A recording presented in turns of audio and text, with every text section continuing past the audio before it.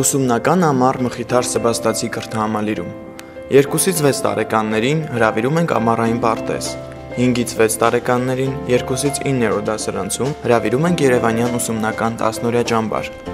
Ճամբարներ կգործեն Մխիթար Սեբաստացի կրթահամալիրի կրտսեր դպրոցներում։ Հիմնական դպրոցի շրջանավարտին կրթահամալիրով հետաքրքրվող 11-ից 12-րդ դասարանցում հրավիրում ենք 5-օրյա ուսումնական պարապմունքների,